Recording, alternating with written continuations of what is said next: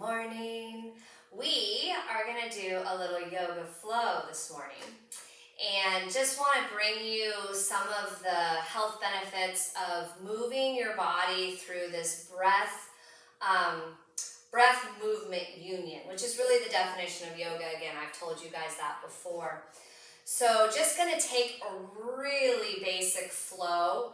We're going to go some description at the beginning so that you get a sense of what each posture really is. I'll cue you, probably 3 or 4 cues per movement. So you'll just stay in the movement while I'm giving you those cues. Try to adjust in the body as you hear me saying it. And then the more you do this, the more you'll get that sense of how the posture should feel within your own musculature system. But the idea here is to create energy and heat in the body. We do that with our breath, and then we do it by moving our own body weight around. And that's really where yoga brings in the most benefit for the long term. It's also something we can do almost at any age because there's always these levels that we can take it to. So we're going to start at the top of our mats, and as always, I like to have 2 blocks. The blocks are your props. They're always going to be there to bring the earth up closer to you. So if you see me doing something with my hands on the floor and you can't get there, that's what the blocks are for. Always remember to bend knees as modifications as well. And then again, just try to listen to the cues that I'll send you and try to stay in the posture and breathe, because that's again really where the benefit of the yoga comes from.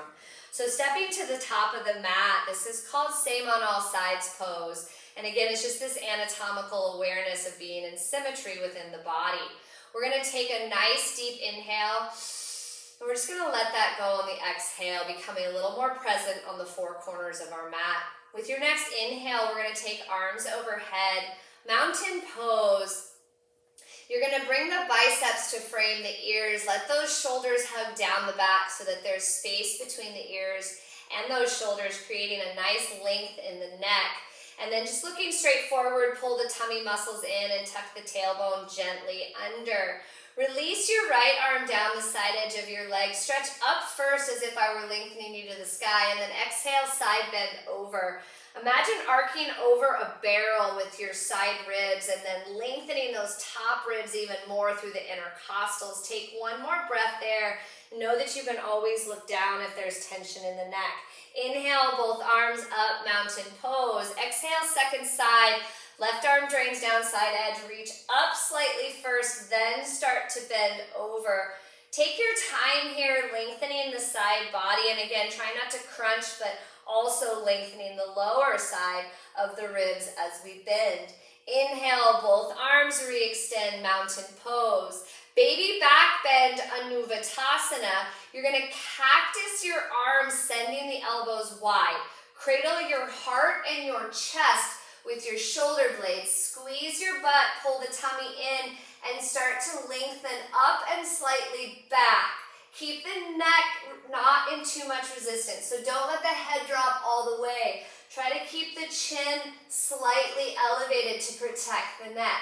Then inhale, re-extend, mountain pose, and then chair pose. Sit back into your hips.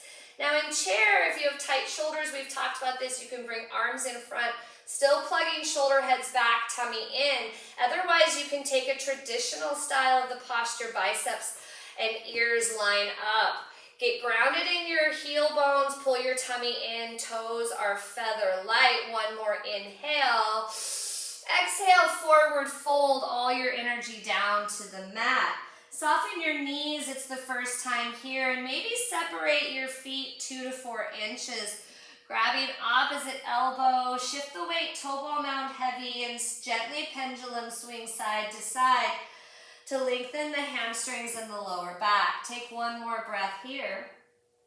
Then release your fingertips down to the floor. If you separated your feet, bring them back in to touch. Deeper knee bend this time, and ragdoll roll rise, stacking vertebra as you come up. Coming same on all sides pose, and then continuing the circle up to mountain pose. This time a little bit harder posture. We'll interlace our fingers, turning palms inside out. Stretch your arm bones long first, inhale, and on your exhale, side bend to the right once again. You can rest your ear on your bicep, push through the heel of the top hand dynamically to get more movement in the rib cage. Stay for at least one more breath. See if you can deepen that lateral bend. Then inhale to rise back up through mountain pose. Exhale, second side, side bend variation. Again, resting the head, opening the ribs and finding length and driving through that top arm bone for more energy and space in the side body. Inhale to rise back up. This time, bring your arms back to your lower back, right above the hip crest. Support it well, squeeze your booty. Inhale, and on the exhale, side or back bend variation rather. Again, look up rather than all the way back. Squeeze the butt to protect the low spine and stretch the front line of the body. Inhale, and then rise back up. Final time here, mountain pose. You're going to take chair pose with airplane arm this time. Really long line of energy from your crown to your tailbone. Okay, and then stretch your arms back and really hug muscle to bone here. Energize like you have a ball between your hands and you're squeezing it there. Then toes once again are feather light. Maybe this time we bounce, or rather pulse, in and out of those legs a few times to create a little more heat, a little more energy in those thighs and glute muscles. And then holding there, interlace fingers behind the sacrum. Get the palms to touch, and with that knee bend, take yourself back into your forward fold hug. Knuckles go towards the sky. Hug your shoulder blades in a little tighter toward one another. Let your head go heavy and just really fold forward into that posture. Take one more breath in the bind, and then exhale, release your hands back down to the mat or the blocks. Now this is called a halfway lift. Inhale, bring your fingertips either to your shins. Maybe you have to come all the way to tops of thighs for a flat back, or maybe you're on your blocks or the floor. But we're going to inhale, halfway lift. Long line from, again, crown to tail, wrapping the muscles in the core toward one another, and really just lengthening out all the little spaces in the spine, stretching the backs of the thighs. Inhale one more time. Exhale, forward fold, plant your palms down. Now, we're going to work on stepping back, which again, you can have your blocks right near you. And we're going to step our left foot back if we need the blocks. Otherwise, blocks are there if you want them. And we're going to step our left foot back to join in top of a push-up or plank pose. Make your subtle adjustments. Shoulders are over wrists. Heels are over toe ball mounds. And then again, wrap muscle to bone through the core and the thighs and the tailbone, gently pulling up and in. That gives you that low abdominal lock. Take another breath here, heating up the core and the arms. Then lower your knees and exhale, traditional child's pose. Press your hips back to your heels and rest your forehead on the mat. Now really begin to energize your arm bones, stretching fingertips forward. Let the head rest and maybe wag your tail or gently rock side to side for a little more opening. Then back through center, inhale. Start to draw yourself forward, almost like top of a push-up pose again. Tuck your toes and take that entire thing back to downward facing dog. Now, we're in our down dog. Remember that we line up our middle toe directly with our heel bone. We spread our 10 fingers wide and we push energy so that our heart and our chest come closer to tops of thighs. And then your ears are right between your biceps. Give yourself a little space again to broaden the shoulders and back so that there's no tension in your neck. With your next breath, you're going to inhale your right leg high. Now really try to keep that hip dialed down rather than opening it up just to get more height.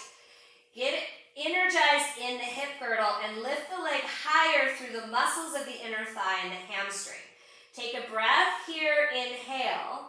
And on your exhale, you're going to pull the knee forward, stomach up and in, and step all the way through to what's called low lunge. Now, once again, your blocks are always here for you. Lining up your knee and your ankle. Keeping the femur plugged back rather than cocking the hip out. Take an inhale and open twist, right arm to the sky. You're gonna roll that wrist a couple times to get synovial fluid moving in that joint. Remember, you wanna pull the belly through the thigh. You wanna stretch skyward with that top arm, and always you can look down if it creates tension in the neck or the face. Take one more breath here. Then bring your hand back to your block or the mat, whichever is your availability, and then exhale, pyramid pose. Straighten your front leg. Push energy back down into the back heel of your back leg, and then fold more deeply, forehead to knee or shin. Now your flexibility may have you way up here, and that's okay. You can even change the level of your blocks to a higher, more accessible level. But either way, fold over that leg and plug that femur back so you have a nice centered sacrum. Take one more breath there. Then re-engage the front lunge. Remove the blocks or use them. It's always an option for you. And you're gonna step back to downward facing dog. Take 2 breaths here. Inhale. Exhale, get rid of some of that heat. We like to keep it balanced within the body. On your next breath, when you're ready, engage left leg high, 3-legged down dog. Hip is dialed, pushing down into that base leg and energizing arm strength and core. Take one more breath there, and on your inhale of the next, bring the knee forward, pull up in the abdominal core, and step through once again to your second side low lunge. We have our blocks. They're always there at any level we need. And then get ready for your open twist inhale. Now once you get here, don't let that back leg hip drop. We twist too much in the hips and we don't do enough in the thoracic belly. So keep that hip active. Make the twist come from the stomach and the thoracic spine, which is your middle back. Breathe well. Once again, you can roll that wrist a couple of times, and then take one more breath. Really ignite muscle to bone. Breathe well. Exhale, bring that top hand down and take it into a pyramid pose variation. Remembering all the while to plug that front leg femur back so that the sacrum stays really square. You can always place your hand there and check it out to make sure. And then again, availability of stretch, we can always come up higher on blocks. And it doesn't matter if your back heel is grounded, but you can try as much as you want. That'll give you a nice stretch in your back leg, calf, and Achilles. Take another breath or so here, just really folding over front leg.